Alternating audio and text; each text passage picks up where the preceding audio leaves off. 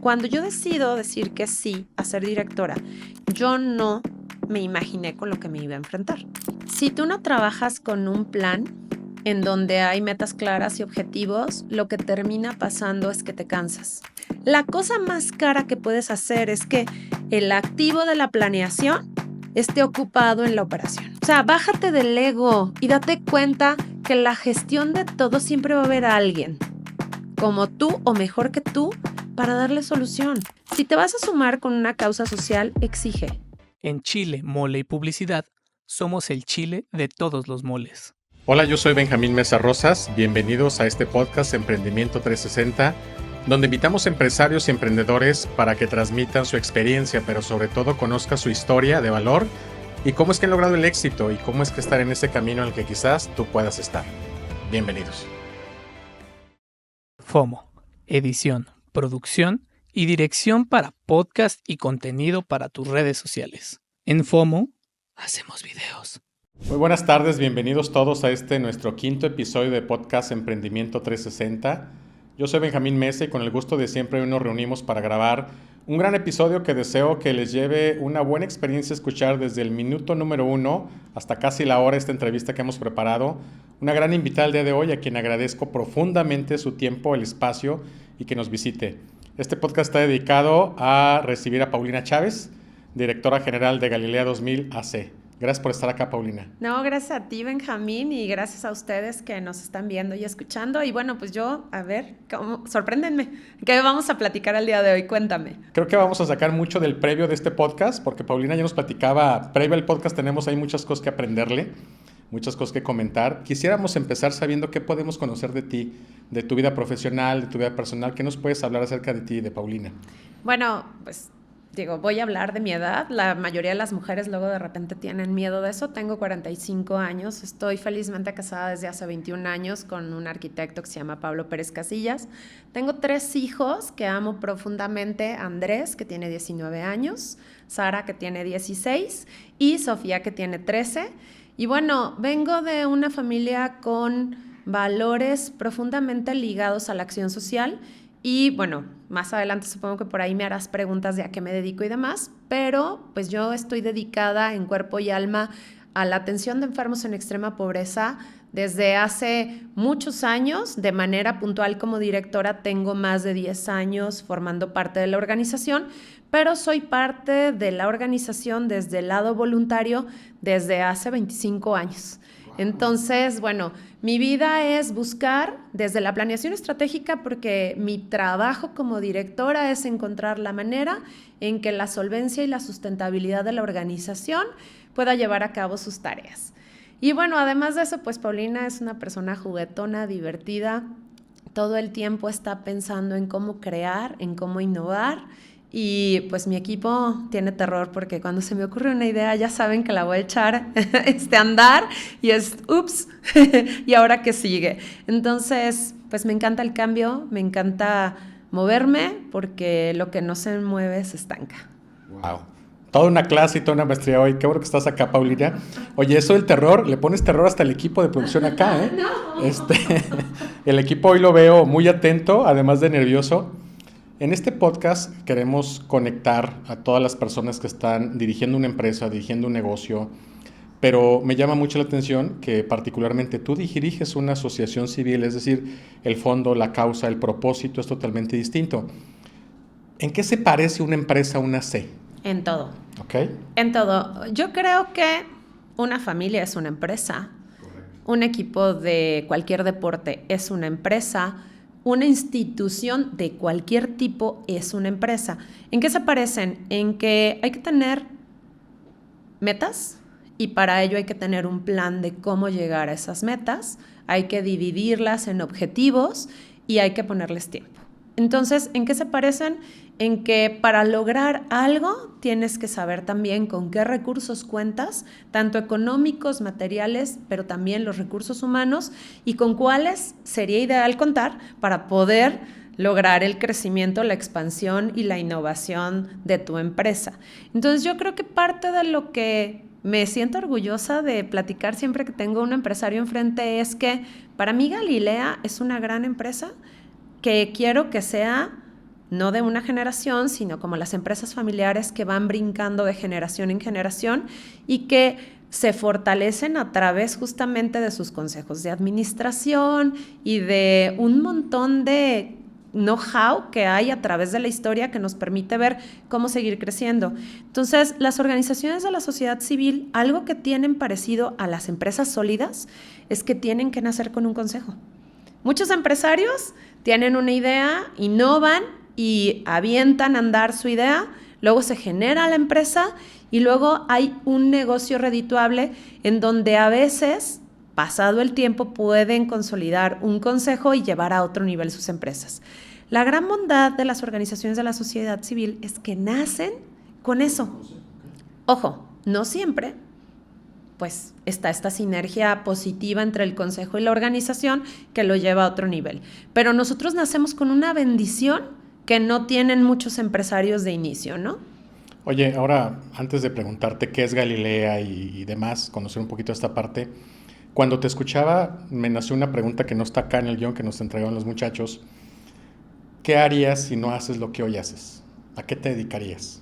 Porque veo que te nace la pasión por servir, cosa que habitualmente hay que desarrollar, ¿no? Para muchos de nosotros. ¿Qué harías si no estuvieras hoy haciendo esta labor? Probablemente estaría en otra organización sin fines de lucro. Mi respuesta es el servicio. O sea, no hay en mi pensamiento desde la niña de 10, 12 años una idea que no tenga que ver con cambiar las injusticias en el mundo.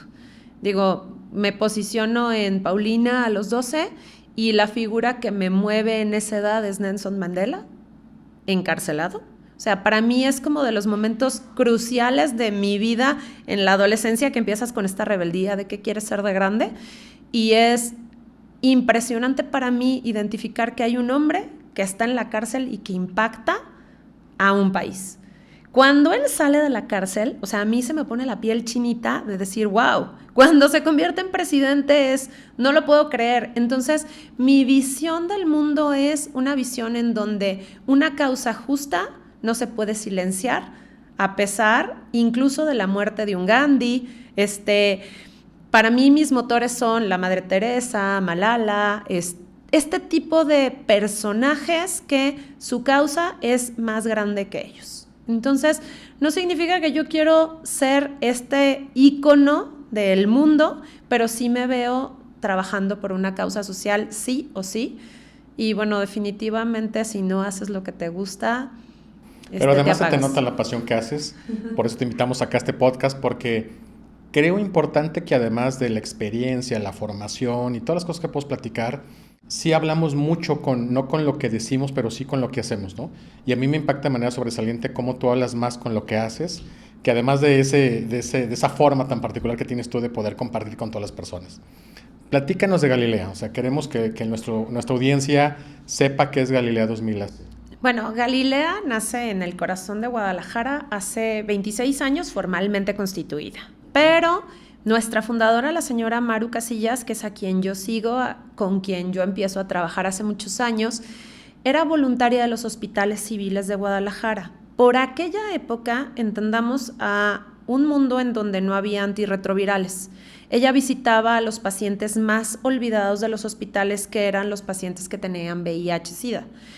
¿Por qué nadie los visitaba? Pues por este miedo tabú de lo puedo tocar o no, puedo platicar con él o no, me voy a enfermar, me voy a morir. Entonces, ella tenía una misión muy clara de cuidar a los más abandonados. Descubre que, bueno, están los pacientes con VIH, están adultos mayores que están prácticamente desolados en una cama sin nadie que los vea por días. También, quien no sabe, en los hospitales civiles llegan los pacientes de los reclusorios, o sea, los ves encadenados, esposados a cama, ya sea por una cirugía, por una enfermedad grave. Entonces, a este tipo de personas era a quien ella iba a visitar. Pero cuando ella salía del hospital en la noche, se daba cuenta que muchos de los pacientes que había visto en las áreas por las que había pasado, por ejemplo, en quimioterapia o en diálisis, salían con un cartoncito, si acaso, una cobijita, y empezaban a buscar en el parque de enfrente, en el jardín botánico, en las banquetas aledañas, un lugar para dormir. Entonces ella se empieza a cuestionar de, ¿qué es esto? O O sea, ¿cómo? ¿Enfermos y además a dormir en la calle? Y las familias, ¿no? También. Sí, por supuesto. Pero, o sea, era como, esto no es digno, esto no es posible. Y entonces ella empieza a soñar y a identificar que exista un lugar cerca del hospital civil en donde todas estas personas puedan tener cobijo y un lugar seguro donde dormir. Obviamente, pasado un tiempo, logra constituir lo que hoy es Galilea, y a través de ella, bueno, una vez abierta, consolidada como organización, se empiezan a hacer líneas de acción, recaudación de fondos para poder abrir lo que actualmente es el albergue en el que operamos y tenemos un tráfico mensual de al menos 2,700 personas y al recurrir de los años, se suman a esto programas de apoyo directo ya para pago de estudios médicos, tratamientos especializados, quimioterapias, radioterapias, diálisis, hemodiálisis, complementos de cirugías, renta de aparatos médicos especializados para cirugías, sillas de ruedas especializadas, entre otras cosas. Entonces, Galilea es un lugar en donde se refugia el familiar junto con su enfermo cuando están en tratamiento vigente. Pero además están los programas en donde nosotros podemos apoyar a una parte de la población del albergue. Esta parte es muy importante. O sea, de estos 2,700 que te hablo que pasan por el albergue mensualmente, nosotros en los programas atendemos entre 300 y 400 por mes. Es decir, poquito más del 12% de la población albergada es la que podemos apoyar ya de manera directa con sus tratamientos. Cuando hablas de estos 2,700, ¿qué ofrecen para ellos? ¿Qué es lo que hacen ustedes por ellos? Bueno, obviamente tienen su cama, agua caliente 24 horas al día, los 3 alimentos diarios, consulta psicológica de lunes a domingo, consulta nutricional de lunes a sábado, fisioterapia de lunes a sábado, curaciones médicas por parte de equipo de enfermería. Tenemos además talleres, tratamientos holísticos y junto con esto una red de apoyo de servicios en donde los vinculamos con otras organizaciones de la sociedad civil, porque si bien algunos pueden atenderse en los programas con nosotros, por especialidades, por ponerte un ejemplo, acaba de pasar la jornada de Operation Smile, de operaciones y cirugías para niños con labio leporino y paladar hendido. Entonces, del interior del estado de Jalisco migran a Jalisco porque en el Instituto de Reconstrucción, de Cirugía Reconstructiva, iban a generar las operaciones, pero la vinculación entre las dos organizaciones hace que ellos tengan un lugar seguro en donde quedarse, donde resguardarse, y en este caso vinculamos con otra organización para el tema de transporte, porque nosotros no otorgamos transporte. En el caso de las personas que se albergan con nosotros, los vinculamos con esta organización para descuentos de transporte, en algunos casos cuando es transporte interno en la ciudad para que sea gratuito, y así es como vamos haciendo todo este trabajo. Entonces, ¿qué es lo que pasa? Esta brigada todos los años sabe que cuenta con nosotros y podemos hacer vinculación. De igual manera, de otros padecimientos, vamos a suponer que me llega alguien con parálisis cerebral, lo vinculo con una organización especializada en este tema para que le den las rehabilitaciones en alberca, que no es lo mismo que en cama el fisioterapeuta a alguien con cama. La necesidad más en específico. Y entonces, parte del tema es esto, este vínculo también es importante, las alianzas. Y por otra parte, una vez que van a retornar a casa, que es el último servicio que nosotros otorgamos, tienen una despensa de retorno a casa. No se entrega al 100% del universo de los que están con nosotros. A través de trabajo social se hace un estudio para ver quiénes lo necesitan más. Y con este estudio lo que se revisa es generalmente cuando el proveedor de la familia es el acompañante que viene, mientras estuvo aquí, pues deja de ganar. Generar, claro. Y entonces van a regresar a no comer. Entonces, esta despensa es únicamente alimenticia para que una vez que retornen a casa garanticen los primeros 10 días de su estancia para que puedan alimentar a una familia de hasta 5 integrantes. Y parte de este proceso es que durante el tiempo que están con nosotros tienen también todos sus insumos básicos de higiene personal: papel higiénico, pasta de dientes, cepillo de dientes, jabón, champú, crema, gel antibacterial, porque lo necesitan para el traslado al hospital, cubrebocas, que de repente en la pandemia muchos hicimos conciencia de esto, pero los inmunodeprimidos, como los pacientes, sí, los renales, todo el tiempo lo tienen que traer. Entonces, parte de estos insumos son los que nosotros proveemos de manera continua dentro del programa que ofrecemos. Ahora que te escucho, hablabas al principio de qué tan parecidas es una empresa, ambas son organizaciones, pero al escucharte me doy cuenta que en las organizaciones, en las empresas, los procesos generalmente son cortos, es decir, un proceso de gestión del cambio, un team building, un nuevo proceso de ventas, son cortos, es decir, hay un principio y un fin. Las causas sociales, al menos en nuestro país, seguramente tú lo sabes, son sin fin.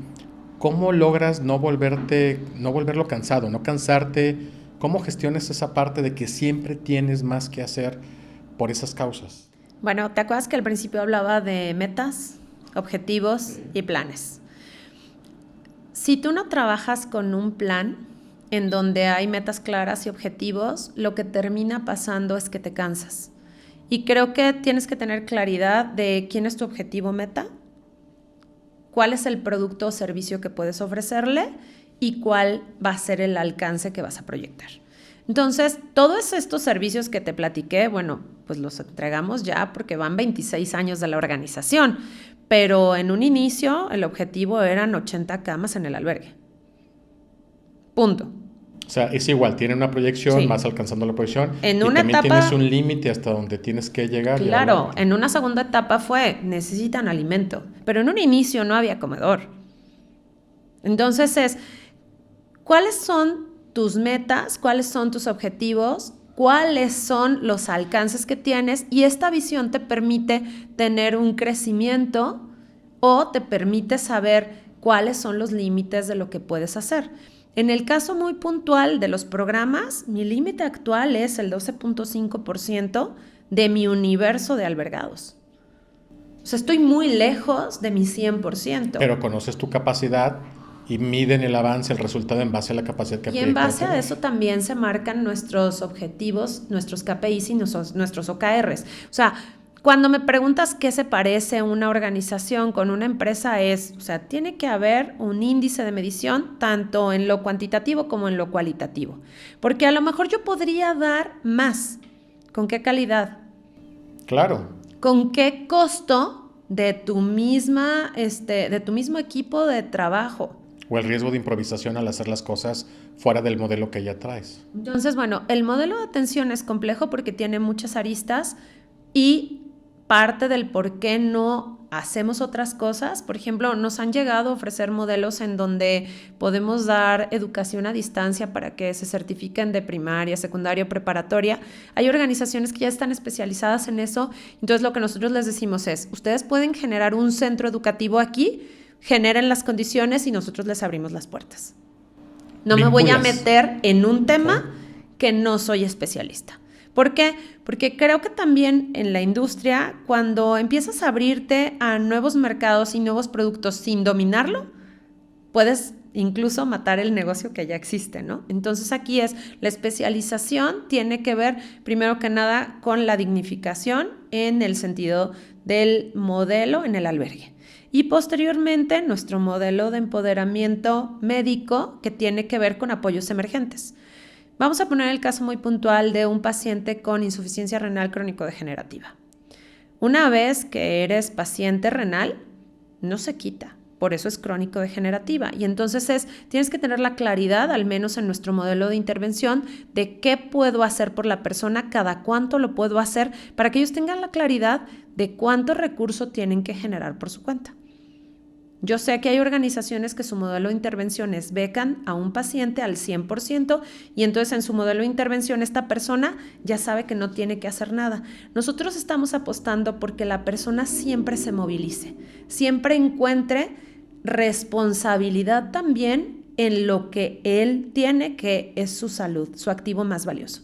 Entonces, por eso hacemos que se movilicen en alianza con otras organizaciones, porque a lo mejor no pueden poner recurso económico, pero sí podemos ayudarlos a que sepan extender esta red, a tomar un camión, el tren ligero, ir a esta organización, solicitar su diálisis aquí, tomarla puntualmente, comprometerse con quizá la despensa en otra organización, y tejiendo esta red complementas el que ellos son responsables en la medida que sí pueden y que sí tienen la posibilidad de su propia salud. Y no nos cargamos de este paternalismo de hacer todo por ellos. Pero es un proceso ya definido de cómo apoyarlos con límites, ciertamente, por el modelo que has establecido. Es correcto. ¿Qué retos tienes al interior de la organización? Porque bueno, aquí hemos hablado en 4 capítulos sobre el proceso que un emprendedor y que un empresario va llevando, ¿no? Y ahora, ¿cómo lidias? Es decir, ¿qué características debe tener tu equipo? Mira, parte de los retos que yo identifico y que creo que cualquier empresario tiene es que tú tienes un organigrama real y uno ideal. Claro, entonces, sí. Cuando tú quieres generar más, y cuando me refiero a generar más en cualquiera de los sentidos, identificas que hay vacantes que no tienes. Entonces, el primer reto siempre va a ser de características económicas. O sea, para poder lograr esto, yo necesito estos recursos económicos, estos recursos materiales y estos recursos de personal, de capital humano, ¿no? Ese sería el primer reto. Una vez que lo identificas, nosotros lo que hacemos es generar internamente el cómo generar ese departamento, cómo generar que el reto se lleve a cabo con el capital humano que tenemos. Y ojo, esto no significa dándole más tareas a quien ya tiene tareas identificadas, con procesos, con manuales y demás. ¿Qué es lo que hacemos? A través de los prestadores de servicio social, prácticas profesionales, con los que contamos, nosotros armamos un plan estratégico y lo que hacemos es medir de manera sistemática para entonces después poder levantar el capital con empresarios para comprobar que esto funciona, que ya tengo evidencia de cómo funciona y que además yo ya invertí recurso humano gratuito para el que vaya a invertir capital, con el que puedo comprobar que va a funcionar. Entonces, mi primer reto siempre es proyectar, planear con un personal que no va a tener, obviamente, los mismos requisitos que el ideal, pero es poder proyectar cómo puedes crecer, cómo puedes dar más con menos. Creo que eso le pasa siempre a las empresas. ¿Qué ha pasado con nosotros? Que creo que es parte del éxito del modelo que tenemos como organización. Hemos encontrado que el capital humano del prestador de servicio social, practicante de prácticas profesionales, es invaluable. De repente pasa que las organizaciones dicen, ay, qué flojera, ¿qué los voy a poner a hacer? Pero es porque no tienes claro tu modelo. Claro, ellos vienen por 3 meses, 6 meses, a lo sumo por 1 año. Entonces tú tienes que tener claridad, precisamente por eso te vas a OKRs, a objetivos, a metas y a planeación, porque entonces vas por bloques de 3 meses, de 6 y de 12 meses, en donde no importa que tú tengas a una persona por 3 meses, si tú tienes las tareas claras, mapeadas, ¿y qué es lo que vas a medir? Tú vas a tener el resultado que estás buscando. Ya sea para decirte esto no es viable o para decirte esto es viable. O sea, tu planeación de indicadores van desde antes que tengas el recurso para poder abrir una nueva solución que tengas. Pues, qué interesante. ¿Qué pasa? Bueno, yo tengo una ventaja que no tiene el empresario. Yo tengo capital humano gratuito con el que puedo hacer esto. Pero ¿qué es lo que busco? Que siempre sea alguien que aplique conocimiento de su carrera, y lo que nosotros hacemos es que ellos hagan modelos de intervención que tengan valor curricular para ellos unidos a una materia, para que cuando terminan con la práctica profesional o el servicio social con la firma que requieren, pero además como hay un vínculo de materia, pueden salir con una carta de experiencia laboral, porque aplicaron un conocimiento laboral dentro de la organización. Capitalizas tú y para ellos tiene un beneficio, porque hoy es importante también que los colaboradores sientan esa parte de la aportación, es decir, que no vean que solamente llegan a cumplir una tarea, sino que al final llegan esa parte de su sello, esa parte de ellos mismos en las cosas que hacen, pues. Y cuando tú sales con una carta de experiencia laboral por un proyecto laboral de incidencia social y tú vas a la vida laboral a solicitar trabajo, eres de los pocos que estabas trabajando y aplicando conocimiento mientras estudiabas. Que luego está... Que no se da, no, habitualmente no se da. Ajá, ¿no? es casi nunca pasa, ¿no? Y entonces aquí tienes un beneficio. Entonces, ¿qué pasa? Nuestras plazas de servicio social están muy peleadas. ¿Y quiénes las pelean? Los mejores promedios de las universidades. Porque saben que el beneficio, o sea, aportan y tienen un beneficio mutuo, pues. Exactamente. Entonces, nuestro reto es cómo hacer que el prestador de servicio social identifique que somos su mejor opción y que después entienda la necesidad de la organización con la planeación estratégica. Porque luego traen muy buenas ideas, que están padrísimas, pero es, ok, no la voy a tirar a la basura, pero a lo mejor la desarrolla alguien más. Ahorita yo necesito que desarrolles esto que está alineado a un plan estratégico. Y a lo mejor después te voy a hablar y te voy a decir, oye, ¿qué crees? Estamos haciendo esto, ¿le quieres entrar como voluntario? ¿Qué nos pasa? Que muchos prestadores de servicio social y practicantes de práctica profesional, terminando su ciclo legal, se quieren quedar más tiempo. Porque les está dando valor agregado, que eso es lo que debería de ser verdaderamente el servicio social comunitario. Por supuesto. O sea, un valor para la persona, pero si te ponen a sacar copias o a comprar las cocas, perdón por el comercial, pues lo que ganas es nada. Pero cuando aplicas el conocimiento de lo que estás estudiando en vivo, entonces la ganancia es total. Wow, me dan ganas de volver a ser voluntario. Adelante. ¿Qué pasa con la gente que no tenemos tiempo? O sea, ¿qué pasa con alguien que decide ser voluntario, pero que evidentemente no tiene el tiempo? O sea, ¿cómo revisas o clasificas a quién puedes recibir para aportarle a la asociación? Bueno, nosotros tenemos un filtro para el voluntariado, pero el voluntariado tiene dos modelos. El modelo convencional, en el que muchos hemos escuchado que la señora voluntaria que puede dar 4 horas los lunes de tal a tal hora en el área de trabajo social porque es trabajadora social y está jubilada, ese es un modelo, o sea, tal cual, horas hombre sobre capacidad definida en departamento con la necesidad. Pero están los voluntariados empresariales. Los voluntariados empresariales están muy enfocados a, tú como empresario identificas, quiero sumarme a una organización sin fines de lucro, en este momento no tengo capital económico porque pues estamos al día sobreviviendo, pero quizás identificas dentro de la organización que tienes personal con tiempo, con capacidad de acciones puntuales. Entonces la organización se sienta con el empresario a armar el plan estratégico que sume a la organización y que sume a la empresa. Por poner ejemplo, una cafetería muy famosa de franquicias a nivel global que tiene ya personal de limpieza, estratégicamente van con nosotros a limpiar la cámara de refrigeración una vez cada 2 meses. O sea, esa es su aportación y la aportación del voluntariado. ¿Qué pasa aquí? El colaborador de la empresa empieza a darse cuenta que la empresa va más allá de las ganancias propias. También está derramando parte en instituciones sin fines de lucro, porque finalmente el costo hombre es costo para la organización, ¿no? Entonces esa es una forma. Tenemos otras empresas que nos mandan cuadrillas en donde el colaborador va a tener derecho a un viernes libre cada 6 meses, siempre y cuando participe en una acción solidaria con nosotros.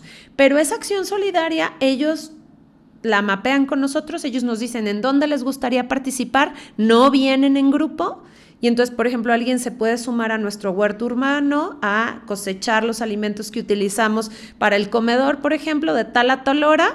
Y entonces hay una bitácora en donde se contabiliza, se le manda el reporte a la empresa y la empresa le genera como un beneficio por el beneficio comunitario que hizo. Entonces, en este sentido, hay diferentes tipos de alianzas. También tenemos con algunas empresas en donde nuestro trabajo es ir con ellos, hacer conciencia sobre finanzas personales o sobre salud personal. ¿Por qué? muchas de las personas que tienen, sobre todo en líneas de producción, siguen sin entender que si gastan el 100% de su salario, llegada a determinada edad, cuando estén en edad de jubilación, pueden estar en las mismas condiciones o características que las personas que nosotros atendemos. Entonces hacemos talleres de sensibilización. Como prevención. Como prevención, y es sumando a la empresa, nosotros le sumamos este valor. ¿Y qué hacemos a cambio de este tiempo que nosotros estamos en sus jornadas de salud o en sus jornadas de finanzas personales? Bueno, lo que nos retribuye a nosotros es que quizá ellos tienen un especialista de algún tema en particular que puede aplicar valor a la organización. Por ejemplo, a lo mejor en el tema laboral, a revisar nuestros contratos una vez al año para identificar qué áreas de mejora tenemos, y se hace como un ahorro directo para nuestra organización. Ellos tampoco pueden aportar un capital, pero aportan un capital humano que nos va a generar a nosotros quizá un ahorro de largo plazo, claro, que tiene un valor específico, y entonces en esta alianza es un intercambio que no es igual, pero es equitativo. Tessiot. Gestiona tu inventario de manera eficiente y precisa. Escucho que tienes muy profesionalizada la estructura de la asociación, hablas mucho de indicadores, hablas mucho de los procesos. Me llama la atención cómo capitalizas el servicio social, ¿no? Inclusive antes del tema de recursos, que hablaremos más de eso. ¿Alguna vez has sentido que no están logrando lo que se propusieron? O sea, ¿alguna vez has dicho esto o personalmente te has sentido como que no lo estoy logrando? Pues sí, te estoy hablando de todo esto porque amo los procesos. Yo creo que en mi otra vida fui ingeniero, pero bueno, cuando yo ingreso como directora, yo estuve casi 15 años como voluntaria. Dentro de la organización, mi bebé es el Departamento de Servicio Social y Prácticas Profesionales. Me vas a escuchar hablar siempre que alguien platica conmigo, porque nuestra fundadora solo tenía a 3 personas en la organización: a ella, a la dentista, que era voluntaria y que hacía de todo, y a mí. Entonces, entre las 3 gestionamos un modelo para empezar a pedir prestadores de servicio social. Necesitábamos multiplicarnos. Más manos, claro. Los voluntarios decían, puedo venir de tal a tal hora, pero yo necesitaba gente en horarios fijos. Entonces, cuando empezamos a gestionar el modelo de servicio social, empezamos a hacerlo empíricamente, como muchos empresarios, como muchos fundadores de organizaciones sin fines de lucro. Como los procesos cuando empiezan, ¿no? O sea, claro. Entonces, todo era, como dirían mi fundadora, como el burro que tocó la flauta. Nadie sabía por qué salían bien o por qué salían mal las cosas. A mí me invitan a ser directora en 3 momentos diferentes de la organización. En esos 3 momentos, las 2 primeras veces, por tema de madurez, en cuanto al tema de mis hijos, en cuanto a tema de trabajo, profesión, yo dije, no es mi momento. Cuando yo decido decir que sí a ser directora, yo no me imaginé con lo que me iba a enfrentar. Si bien yo manejaba un departamento dentro de la organización, era un departamento que no tenía presupuesto.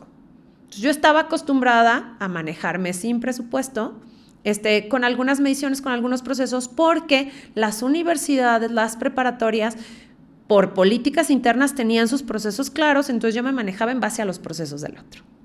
Llego a la dirección y me encuentro con una organización sin organización.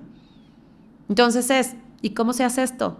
Entonces te lo platicaban, pero ¿dónde lo puedo revisar para saber cómo repetirlo? Porque se estaba jubilando la directora anterior. Entonces entro en un shock emocional, mental, y en un reto enorme. Y en un reto enorme, porque la señora se iba en 3 meses y yo tenía que saber cómo hacer todo lo que había pasado por 15 años. Entonces ahí fue donde se me ocurre buscar a través del consejo que un consultor externo, especialista en manuales de procesos, como ya había mucho, pero no estaba documentado, pasarlo a documentos para poder hacer manuales, procesos, políticas, códigos, nomenclaturas. Para que alguien pudiera llegar y revisarlo y tener ya... No tienes una idea, o sea, hubo un punto en el que yo me senté en mi escritorio frente a mi coordinadora administrativa y a mi coordinadora operativa a llorar. Que soy muy pragmática, es raro, pero me senté a llorar y a decirles, no sé qué hacer, no sé para dónde ir, porque no puedo hacer nada. Porque parte de los procesos partían en la pirámide al revés, de abajo hacia arriba. Entonces el director no puede hacer nada hasta que está mapeado todo. Entonces yo me sentía acostumbrada a moverme, a ir, a bajar, subir, a hacer. Atado de manos. Descubrí que un director no puede acomodar cajas en el almacén. Porque la hora director moviendo cajas es tirar dinero a la basura o peor aún, al excusado y jalarle. O sea, es la cosa más cara que puedes hacer es que el activo de la planeación esté ocupado en la operación. Entonces, me llevó un proceso de 18 meses, que ojalá hubieran sido 18 meses. Resistencia al cambio, en donde veníamos de 15 años de know-how, me quedé con 2 colaboradores de esos 15 años, porque se fueron saliendo porque yo no quiero esto, no me gusta que me midan, esto, aquello, lo otro. O sea, esta resistencia genera cosas muy positivas, pero entonces ahora pásale la cultura a los nuevos. Porque estas personas de 15 años traían la cultura. O sea, adquirir... Había que transformar, pero además preparar para las siguientes personas, claro. Y además, cuando tú tienes a personal que llega capacitado, nuevecito a una organización que trae 15 años de historia, con infraestructura, con proyectos, con programas, con presupuesto, de repente se sienten con algunos derechos y con pocas obligaciones porque justamente no traen una cultura. Como en todas las organizaciones, la antigüedad pareciera que nos da algo, pues, ¿no? Sí, entonces, en ese momento yo estaba yo renuncio junto con todos los que se me están yendo. O sea, te lo digo en honestidad, fue un trabajo duro, difícil, arduo. Yo agradezco profundamente sobre todo a una de mis colaboradoras que en ese momento me ayudó mucho a decir, aquí estamos contigo. También nos sentimos así, pero estás tomando una buena decisión. O sea, esto es para que viva después de nosotros. Y en esta visión de que una organización viva después de ti y trascienda, fue en lo que pues encontré la paz. Encontré la paz de decir, voy a creer, voy a medir y voy a evaluar. Y creo que siempre me ha gustado medir y evaluar. Cuando estaba en el departamento de servicio social, ganamos un premio, un reconocimiento a nivel estado por la mejor entidad para hacer el servicio social. Porque algo que nosotros hicimos es un modelo en donde cada hora hombre se cuantifica y se tasa a valor salario mínimo.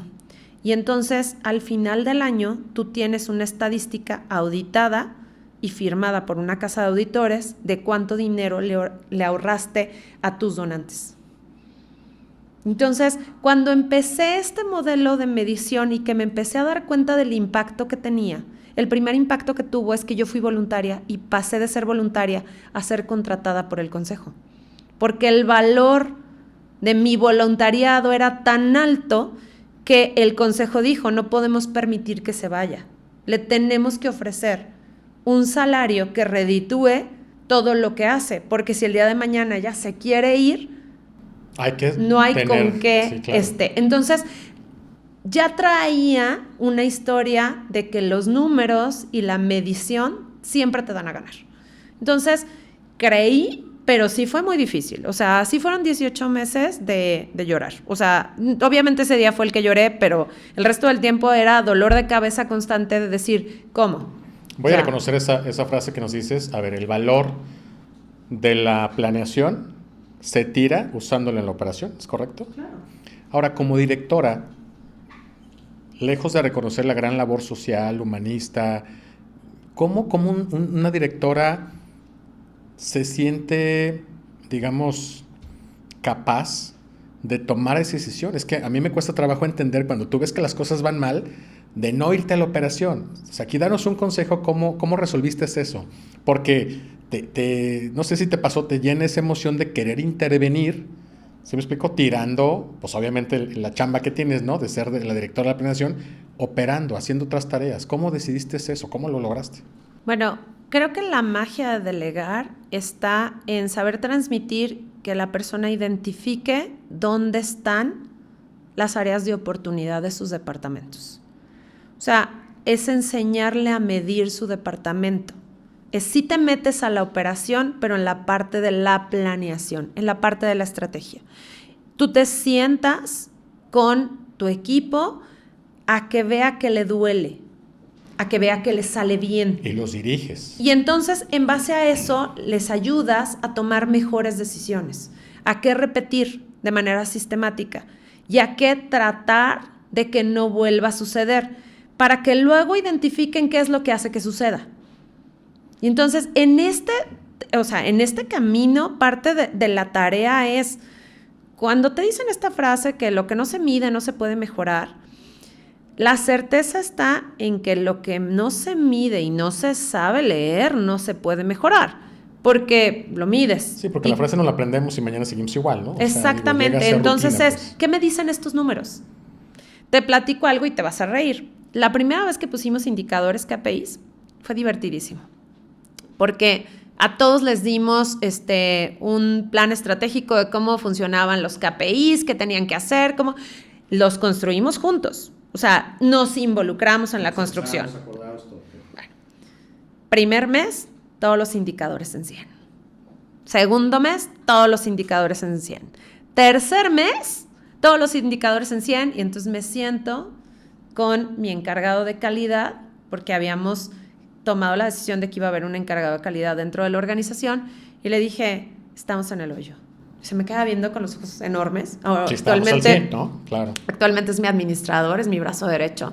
Y me dice, ¿por qué? Le dije, ¿qué ves? Entonces estaba nervioso, ¿no? De contestar. Le dije, ¿qué ves? O sea, y me dice, pues todo está en 100. Y le dije, ajá, estamos en un problema gigantesco, ¿ya lo viste? Dije, nadie está entendiendo que esto no es sacarse estrellita, están mal hechos los indicadores, porque no puedo identificar que le duele a la organización si me saco 100 en todo. Entonces, ¿para qué me sirve el indicador? Entonces, parte de la tarea juntos fue que el equipo fuera identificando que no te tenías que sacar estrellita 10 y nota, que el indicador no era tu calificación. El indicador era información. En ese momento, claro. Y por ponerte un ejemplo muy puntual, nosotros tenemos un programa interno que es para apoyo directo a pacientes infantiles. Bueno, este programa traía los indicadores en 100. Cuando hicimos la conversión de los indicadores, se nos bajó al 12%. Estuvimos a punto de cerrar el programa infantil, porque ¿qué pasaba? Y te pongo el dato muy puntual. Mientras en el programa de cáncer yo atendía a 100 personas por mes y en el de renales yo atendía a 80 personas por mes y en el de adultos yo atendía en promedio 90 personas por mes, yo atendía a 9 pacientes infantiles por mes, con el mismo porcentaje de recurso económico. Entonces esto me decía que era un programa que no era viable porque tenía más recurso que pacientes. Claro. Entonces, cuando yo le explico esto a mi equipo de trabajo social, era, no, pero no vamos a dejar de ayudar a los niños. Pues tenemos que subir el indicador. Entonces, justamente en este sentido que hablamos de las alianzas, se empezaron a hacer alianzas estratégicas con organizaciones infantiles y en estas alianzas con organizaciones infantiles logramos este recurso, darle la vuelta, y actualmente tengo una línea base de 120 pacientes infantiles. O sea, el entender lo que está sucediendo con el número te permite tomar decisiones. Entonces, no es que tengas un número para mejorarlo, es ¿qué te dice el número? Y no es una evaluación personal para el equipo, o sea, se vuelve un tema institucional de la organización de cómo está funcionando. Te escuché en una reunión hace poco hablar sobre una experiencia donde recibes una llamada telefónica, ya tarde por cierto, fuera de oficina, de alguien que necesitaba la ayuda y cómo en ese momento pues tienes que gestionar un montón de cosas para poder hacerlo. Hablabas también de que la característica de una persona que vivía sobre una brecha muy adentro de una ciudad o muy lejano de una ciudad. Y lo primero que desde ese momento quería yo preguntarte, yo escucho hoy a un sinnúmero de empresarios y emprendedores hablar acerca de los tiempos personales, ¿no? Y entonces escucho cómo cada quien define momentos de trabajar, momentos personales, momentos de la familia, momentos de esparcimiento, en fin, todo lo que vamos a hacer con el tiempo. A mí me llamó la atención cómo no solamente entendiste la llamada, sino tenías una disposición de verdad de ayudar. Y aquí lo que te quiero preguntar es, pues, ¿cómo es una directora? O sea, ¿cómo es una directora desde la perspectiva de todo el tiempo trabajas, todo el tiempo vives, tienes horarios? O sea, ¿cómo administras eso? Porque de verdad me parece interesante saber, aunque particularmente no estoy de acuerdo como con separar los tiempos, yo creo que todo el tiempo estamos viviendo y haciendo de todo, pero ¿cómo le haces? O sea, ¿cómo haces eso ya en la parte personal cuando tienes que atender una llamada fuera de horario y cuando tienes que gestionar el apoyo cuando quizás ya estás en un momento diferente de tu vida o de tu día? Mira, yo creo que no tengo la fórmula, no hay recetas para esto. Creo que he tenido desbalance y desequilibrio en diferentes momentos, en algunos en los que incluso la salud se pone en juego, porque cuando tienes la creencia desde el ego que tu tarea es tan importante, puedes descuidar absolutamente todo lo que necesitas cuidar para estar bien para tu tarea, ¿no? Y cuando digo desde el ego es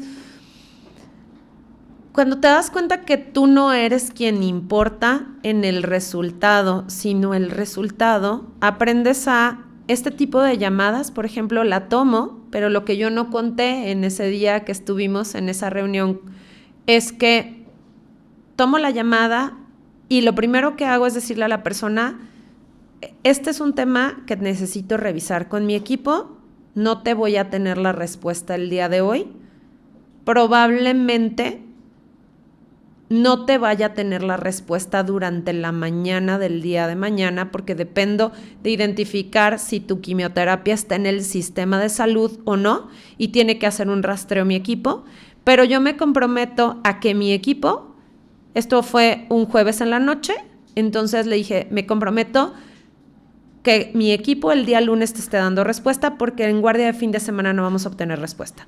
Tu quimioterapia se aplica el siguiente jueves, estamos a una semana, tú vas a tener la respuesta el día lunes. Si el día lunes la respuesta es negativa, te vamos a tener un camino de con qué organizaciones pudiéramos estar pidiendo el apoyo. Esta llamada me tomó máximo 3 minutos. De manera inmediata, nosotros tenemos procesos y protocolos hasta para molestarnos a deshoras. Eran más de las 9 de la noche. Entonces, a mi jefa de trabajo social le mando un mensaje y le digo, no necesitas verlo en este momento. Necesito que mañana llegando veamos este caso para ver si lo podemos apoyar. Ya rastreé la necesidad. Es un caso que sí está dentro de nuestra cancha. Identifico que es de las quimioterapias que oscilan entre tal y tal precio. Mañana lo vemos. Entonces, aquí están estos límites que vas aprendiendo a poner. Ella decide contestarme. Yo le dije, tal cual, no es necesario que me contestes. O sea, ella decide contestarlo y me pone, sí, efectivamente, es de las quimioterapias caras, pero mañana yo me encargo llegando de llamar a la jefa de trabajo social del Instituto de Cancerología para ver si está dentro del esquema. Entonces, realmente a las 9:08 de la noche, las dos nos fuimos a la cama tranquilas. Pero estás gestionando, no dejas de gestionar. O sea, ¿qué es lo que pasa con esta gestión que te manda a la cama tranquilo? Yo he aprendido a hacerme ciertas preguntas inteligentes que a través de diferentes cursos, diplomados, vas tomando en cuanto a las organizaciones humanas, a cuidar de tu equipo de trabajo. Hay ciertas preguntas que te haces como, ¿está en riesgo una vida? Esto se tiene que empezar a ver de manera inmediata y de manera inmediata son las 9 de la mañana del día siguiente. O sea, en este sentido, se fue a WhatsApp mi comunicación con ella. Si he tomado llamadas en algún momento a las 10 de la noche con alguien que me dice necesitamos trasladar a una persona en ambulancia, institución, porque esto, porque aquello.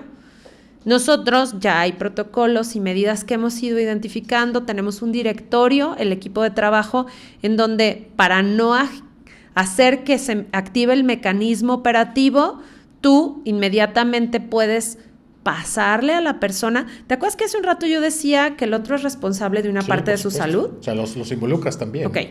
Vamos a suponer que esta persona que me hablara se pudiera involucrar porque es un tema de, mira, este es el teléfono de la empresa de ambulancias con la que nosotros trabajamos, este es el valor de descuento que tenemos con ellos, vas a llamar con tal persona, te vas a dirigir con tal persona, le vas a hablar de mi parte. Si tienes cualquier otra complicación, llámame. Generalmente ya no nos vuelven a llamar, porque aquí está el camino. Ya lo pusiste de su lado, ¿no? Ya está en la responsabilidad del otro. Siempre decimos, cuando tú paternalizas la necesidad del otro, lo haces inútil. Incluso cuando es un niño porque tiene padres. Entonces, esta parte de pasarle al otro el balón, sí, es vulnerable, pero no lo vulneres más. No lo hagas más bebé. Entonces, en este sentido, cuando yo tomo y decido tomar algunas llamadas, tengo ciertos códigos que es la tercera vez que esta persona me llama por teléfono. Déjame tomar la llamada, puede ser algo urgente. Si tengo silenciado el teléfono en dormir a partir de tal hora, O sea, y de repente hay más de alguien que me dice, oye, te mandé mensajes y no me contestaste, ¿era urgente? No. Me hubieras llamado, ¿no? O sea, mi red directa la tengo en llamadas disponibles. Los desconocidos se van a dormir, pero lo tengo en código de 3 llamadas, es una emergencia. Entonces, tengo este tipo de pactos conmigo misma, de dormir a 1 hora, de descansar, de el tiempo de mi familia. Por ejemplo, en fin de semana, yo fui aprendiendo a través del tiempo a que si me hablaban, les decía, ¿sabes qué? Es un tema que no te puedo resolver, lo tienes que ver directamente con mi jefa de trabajo social, lo tienes que ver directamente con mi administrador. Me apena muchísimo, oye, pero es la directora. Sí, pero no tengo esa información, no cuento con ella. Claro que tengo posibilidades, pero creo que en este director sin ego es no subirte al banquito de yo puedo resolver todo. O sea, yo no puedo resolver nada. O sea, mi chamba es cuidar literal, mi chamba es cuidar que la planeación estratégica se cumpla. Esa es mi chamba. Y entonces, claro que me da la cosquilla por ver si las cajas están acomodadas. O sea, claro, porque soy inquieta, porque es mi naturaleza. Pues, sí. Por supuesto que se me antoja. Por supuesto que me encantaría entrarle a los trancazos, como dicen, ¿no? O sea, hay muchas cosas que me encantaría hacer. Pero yo sé que tengo expertos, confío en ellos. Y la única forma en la que se convirtieron en expertos fue que yo creyera y confiara. Y la única forma de creer y confiar es dejar que las personas resuelvan sus propios errores. Me pasa, sobre todo en tema de clima laboral, que de repente llega alguien, es que fulano y sus formas. ¿Cómo lo harías tú? ¿Y ya se lo platicaste? Y de nuevo estás dirigiendo, no estás involucrándote en el O sea, tema es de como, tomar parte, ¿no? No, pero es que, bueno, entonces es chisme. Si quieres que sea de otra manera, ¿por qué no lo gestionamos en las reuniones de trabajo? O sea, no en el pasillo, no vengas conmigo a la oficina, esto es queja. Entonces, si quieres que se solucione porque consideras que es un problema, ¿cómo lo gestionarías y desde dónde vas a ayudar al otro a gestionarlo? Entonces, el aprender a que lo humano de la organización empieza con darte cuenta que todos tienen diferentes ritmos, diferentes valores, diferentes capacidades, que tienen que estar alineadas a los valores de la organización, a la capacidad que requiere la organización de ti y que cada uno tiene un estilo de gestión distinto. Pero para eso los procesos ayudan mucho, ¿sabes? O sea, cuando tú tienes ABC de un proceso, el estilo es la parte humana, pero incluso puede haber un ABC de la calidad del estilo. O sea, siempre tienes que saludar, siempre tienes que preguntar. También siempre, es entonces, importante esa parte, no sí. la puedes olvidar ni dejar de lado. Entonces, Okay. creo que ahí donde me preguntas cómo gestionas a tu directora no la separo de mi persona, porque igual me pasa, Yo puedo estar en una junta súper importante, me pasó el mes pasado, estaba en junta con consejo directivo. O sea, todo el equipo sabe, nadie me puede molestar, a menos de que esté cayendo el edificio, porque estamos en junta con consejo. Tengo mi celular y veo que se prende. Lo había dejado únicamente llamadas de emergencia de mi familia.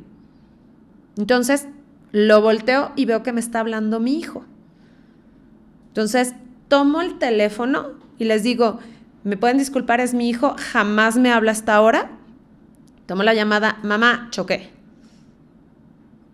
Entonces le digo, a ver, flaco, no estoy contigo, ¿qué puedes hacer? No, estaba muy nervioso, era la primera vez que chocaba, entonces en automático le dije, a ver, tranquilo, la póliza está en la guantera, no hacemos más cuento largo, ¿no? Entonces, uno de los consejeros me dice, si se tiene que detener la junta, se detiene. Y le dije, no, ya es un adulto, ya maneja, tiene que gestionar la solución de su problema. Nada más les pido su paciencia porque a lo mejor voy a tener que tomar 1 o 2 llamadas durante la reunión. Es la primera vez en mi vida de directora que yo tomo una llamada en una junta de consejo. Pero era importante tomarla y no separar a Paulina de Paulina, porque solo existe una Paulina. Paulina, la que dirige una organización, Paulina, la que dirige una empresa familiar con Pablo y que tiene 3 hijos. Entonces, creo que en este sentido, cuando tú empiezas a ponerte reglas del cómo, te ayudas mucho. Porque también veo que de repente tengo colaboradores, los que estamos en juntas, y que siempre que hay una junta llama el hijo, ¿no? Por ejemplo. Y parte de mi retro es hacer preguntas para que empiecen a entender cómo gestionarse mejor. Porque un director dirige una empresa, pero está impactando en la vida de las personas. Y si tú permites que esta persona todo el tiempo esté invadida en su espacio laboral por sus temas familiares, se le va a generar un estrés laboral terrible que le va a impactar en su salud física. Entonces, ten una plática después con él a puerta cerrada en donde le puedas decir, oye, noto que pasa esto. ¿Qué identificas que pasa? ¿Por qué pasa? ¿Lo has notado? Porque muchas veces es tan solo hacer preguntas amables con el otro y que el otro se dé cuenta y caiga de, no lo había visto. Pero que sí tienes que abordar, ¿no? Y claro, solamente no ignorarlas y que continúe una y otra. Y que son temas incómodos muchas veces. Claro. Por supuesto. Pero sí son chamba al director, de la directora, por supuesto. Claro que sí. Y algunas ya no, algunas ya son de RH. Y entonces le dices a Capital Humano, oye, este tema está siendo recurrente, necesitamos que se trabaje. ¿Qué se te ocurre? ¿Cómo lo gestionas? Creo que cuando te digo una vez más, bájate del ego, es, primero que nada, eres humano y te puedes equivocar. Y entonces puedes equivocar en tu vida personal, te puedes equivocar en tu vida profesional, te puedes equivocar con tus colaboradores. Pero además tienes un equipo para trabajarlo, resolverlo, gestionarlo. Pero aprende de ese error, documéntalo. O sea, a mí me ha servido este tema empresarial del que estamos hablando, a decir, si tú no documentas en qué te equivocaste, pues estás condenado a repetir una y otra vez eso. Entonces, estas prácticas en donde tú identificas lo que ya te pasó para que no te vuelva a pasar, pues te van a ayudar a que por lo menos lo repitas menos veces, ¿no? Y ahí es en donde yo me gestiono. ¿Qué he identificado? Yo, si estoy en una cena con mi marido, por ejemplo, pues sí puede sonar 3 veces y puede parecer emergencia, pero me espero a terminar de cenar. O sea, hasta el momento no he tenido una situación con una llamada externa a nosotros que en esta triple llamada sea una situación importante. Y como decías, aprendes a saber qué cosas tienen que esperar, ¿no? Y que además, otra vez, bájate del ego, siempre hay otro canal para resolverlo además de ti. Cuando mi papá estaba hospitalizado en 2019, mi mamá tuvo una emergencia en el hospital y nos llamó 7 veces. Yo me duermo y me muero, ¿eh? Y mi marido generalmente no, pero ese día se murió también. Entonces, 7 llamadas eran suficiente emergencia y el teléfono de la mamá, ¿eh? Además. No le contesté, no le contestó mi hermano, no le contestó mi otro hermano. ¿Qué crees? Mi tía, la hermana de mi papá, le contestó. O sea, bájate del ego y date cuenta que la gestión de todo siempre va a haber a alguien, como tú o mejor que tú, para darle solución. Claro, después, cuando desperté 7 llamadas, dije, en la torre, mi papá se murió. Y mi mamá, no, pues ¿qué pasó? Esto y esto. ¿Y qué? O sea, ¿qué pasó? ¿Qué hiciste? No, pues tu tía Marta. Se gestionó, se resuelve, se hace. Y bueno, te puedo garantizar que si mi papá hubiera fallecido esa noche, o sea, alguien hubiera ido a timbrar a mi casa, a la puerta, mi prima, ¿sí? Porque ya se había gestionado el que alguien respondiera. Entonces, muchas veces en este ego de creer que el mundo se va a caer, no permite que los de alrededor se hagan responsables de ser adultos. Otra vez. Hablamos de gestionar, ¿no? Pero muchas veces tiene que ver con también tomar las decisiones. Es decir, hay muchos directores que queremos decidir, no gestionar, no operar. O sea, la decisión tiene que ser sí o sí y quieren participar en todos los temas, pues. O sea, nos has dado una gran clase de dirección, cosa que en lo personal aprecio.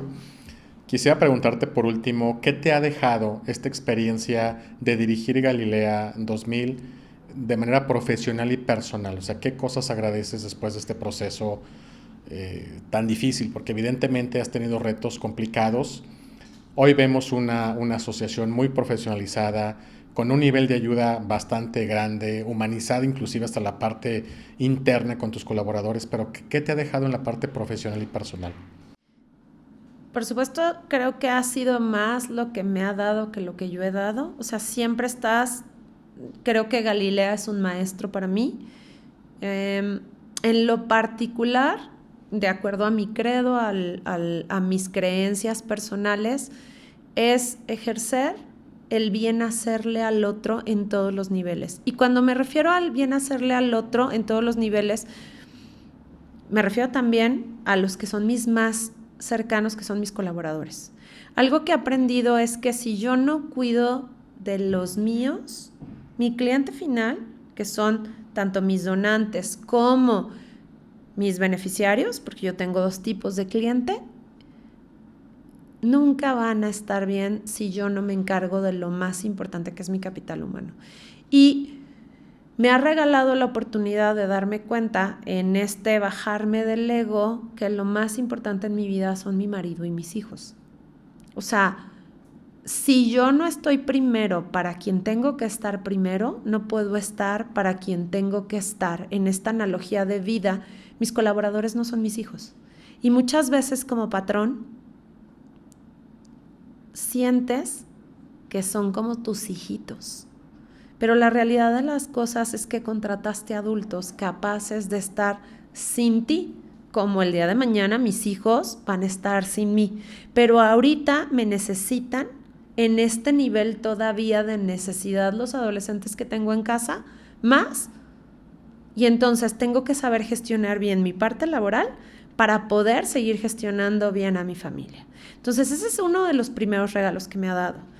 Pero más allá de eso, me ha generado vínculos extraordinarios, redes de apoyo ilimitadas, en donde esta conexión que tengo en el día a día con empresarios, con proveedores de la salud, con proveedores de seguridad, es un universo en donde te das cuenta que están las microcomunidades, las macrocomunidades y los entornos.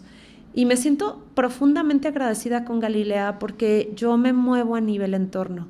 Soy parte de varias redes y ahí es en donde te das cuenta que nuevamente bajándote del ego, eres un punto, pero que ese punto contribuye a esta gran mancha. O sea, no es mancha sin cada punto, pero finalmente somos parte del resultado de lo que pasa a nuestro alrededor. Y de un entorno que vas gestionando, ¿no? Y algo que me ha regalado es la responsabilidad del compromiso. mientras más te comprometes, mientras más das, más cuenta te das de que el compromiso es más grande. Hay una frase que me gusta decir que es: si lo ves, te toca. O sea, no puedes hacerte ciego a lo que ya viste. Y entonces, algo que me doy cuenta es que a veces hacemos comentarios como: es que todo está mal en México por esto. Es por mí, que estoy dejando de hacer, qué parte que veo omito y hago así para no verla. Entonces me ha regalado unos lentes para ver con lupa cosas que me toca hacer. Y entonces a decir, se me dio mucho, tengo que dar más, ¿no? Entonces es parte del regalo que me ha dado Galilea, darme cuenta que si no soy responsable yo de lo que sí me toca y de lo que veo, nadie lo va a hacer por mí. Yo reconozco que estás logrando impactar de manera positiva en esas redes, que fue a través de cómo nos conocimos, en tu entorno en general, en todo lo que nos comentas ahora. Y sí reconozco efectivamente que transmites mucho esa parte de lo que tú eres y de esa parte humana que estás llevando todo. ¿Cuál es el reto hoy de Galilea y cómo nos podemos sumar todos? O sea, la gente que hoy nos ve, que nos escucha, ¿cómo se puede sumar a colaborar con Galilea? ¿Cómo los encontramos? ¿Cómo formamos parte del reto que hoy puedes tener de seguir ahí? Bueno, primero estamos en nuestros canales de Instagram, de Facebook, de Twitter, bueno, que ahora se llama X, de LinkedIn, tenemos canal en YouTube, en todos nos van a encontrar como Galilea 2000. Además de esto, bueno, estamos ubicados físicamente en Liceo 573, entre Hospital y Guillermo Prieto, en el corazón de la ciudad, en la zona centro. Nos pueden visitar cualquier día del año por el lado del albergue en Alcalde 576. El albergue está abierto 24 horas del día, 365 días del año. O sea, no hay pretexto para que digas no los puedo conocer. Las instalaciones administrativas cierran el sábado a las 2 de la tarde, pero están abiertas de lunes a sábado. Y algo que para mí es muy importante es, lo primero es que quiero que me ayuden revisando en dónde pueden comprometerse en su entorno y en su comunidad, que ya vieron y que se están haciendo de ojo de hormiga, ¿no? Eso sería lo primero. Traemos esos lentes que dices. O sea, lo primero es en dónde puedo incidir. Lo segundo es, cuando ya hayas tomado la decisión de incidir, de sumarte a una organización sin fines de lucro, porque sí, súmate con Galilea, si somos la causa que te gusta, si estamos dentro del entorno que te genera las condiciones para estar dentro del entorno, pero si te vas a sumar con una causa social, exige.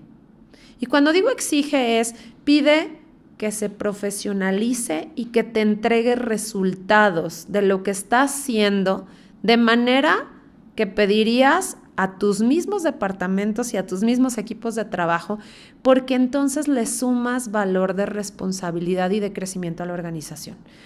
Yo soy esta persona gracias a que a mí me exigieron empresarios que me dijeron, no te voy a donar porque no tienes números, porque no tienes esto, porque no tienes... O sea, es gracias a que me ayudaron a ser lo que somos hoy. Y puedo decir orgullosamente que el día que deje de ser directora, voy a dejar una organización con 3 escalones más. Pero estoy segura que quien venga le va a poner 5 porque, o sea, mientras más profesionalizas algo, mejor se convierte el resultado que entregas. Entonces no te vayas solamente por el corazón apachurrado y porque te enamora. O sea, enamórate y pide resultados.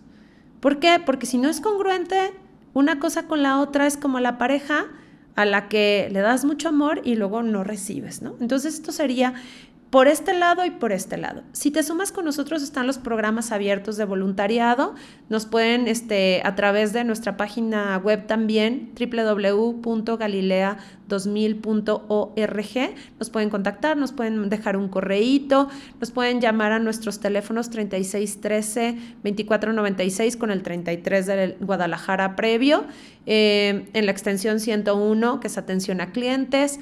Bueno, en todos los canales que antes mencioné nos pueden encontrar y por supuesto también se pueden sumar donando a la causa con el porcentaje que fiscalmente puedan deducir, porque es importante que sepan que somos donataria nacional e internacional y en este sentido ese porcentaje incluso puede ser tan profesional que lo pueden etiquetar. Okay. Es decir, tú puedes decir, yo únicamente quiero que mi donativo sea para alimentos. Entonces, yo te tengo que mandar un reporte en donde el monto que tú nos donas se ejerce directamente para alimentos. Yo quiero atender únicamente con mi donativo personas con cáncer. Perfecto. Entonces, únicamente al programa que atiende pacientes con cáncer. Yo quiero que mi donativo sea para la operación de la organización, que tome decisiones la organización de qué hacer con su donativo. Ok, entra no etiquetado. Pero esta parte para mí es muy importante. ¿Por qué? Porque en esta credibilidad que desafortunadamente algunas organizaciones hemos perdido por falta de profesionalismo, yo quiero que aprendamos a gánate la confianza. O sea, Paulina me está diciendo cosas muy lindas, pero vamos a ver si es cierto. Entonces, a través de documentar el proceso. Pídeme lo que me quieras pedir para que entonces esta confianza sea de dos lados. O sea, no porque viste cosas muy bonitas que le dije a Benjamín, confía en nosotros, es visítanos. Audita nuestros procesos, y cuando digo audítalos te platiqué muchas cosas, ve y di, ok, sí parece lo que dijeron, me hace clic, me hace match. Tenemos otra forma que es asistiendo a nuestro evento anual. Generalmente hacemos un evento al año en donde la procuración de todo lo que se hace en ese evento se va directamente a la operación de la organización. Este año tuvimos una cena experiencia. Probablemente el año que entra vamos a tener un evento deportivo. En nuestras redes sociales se va a estar anunciando. Se pueden sumar tanto como patrocinadores como participantes del evento. Y bueno, finalmente, si ustedes tienen otra idea que a mí no se me ha ocurrido y que podamos desarrollar juntos, también lo podemos hacer. Es importante, sobre todo, que volteemos a ver en dónde nos necesita alguien, por qué nos necesita, y hagámoslo de manera profesional y efectiva. Nos has dado muchas razones de cómo involucrarnos, pero además admiro que no necesariamente contigo, ¿no?, sino que nos invitas a tener una participación activa en la sociedad que hoy tenemos. Reconozco de verdad ese legado que quieres dejar, lo transmites con todo el corazón. Y quisiera, por último, además de agradecerte que estés acá, nuestros amigos de la producción nos pasaron algunas preguntas para conocerte de forma personal muy rápida. ¿Te parece bien? Sí, adelante. Ok. Con una respuesta rápida, comida favorita. Carne en su jugo. Libro que más te gusta. La isla de las 1000 fuentes de Sarah Lark. Película favorita. Ay, híjoles, esa sí me la pusieron muy difícil. Yo creo que propuesta de año bisiesto. Un lugar al que siempre quisiste viajar. Egipto. Hobby favorito. Pintar. Café o té. Café. Madrugador o noctámbula. Noctámbula. Perros o gatos. Perros. Playa o montaña. Montaña. Una palabra que te describa. Auténtica. Totalmente de acuerdo. Paulina, gracias por estar acá. Estamos más que agradecidos contigo, todo el equipo. Despedimos así nuestro 5º episodio y no me resta más que agradecerte la gran clase de dirección que nos has dado, y estoy seguro que habrá oportunidad que muchas de las gentes que nos escuchan y escuchen este podcast van a querer, como yo, volver a repetir algunas escenas y algunas frases que sin duda impactan no solamente en lo que queremos hacer, sino en la forma en la que queremos lograrlo. Admiro mucho que estés acá. Gracias a todos por escucharnos. Síganos en nuestras redes sociales, este podcast, Benjamín Mesa Rosas, y hasta la próxima. Gracias, Paulina. Muchísimas gracias. Un gusto.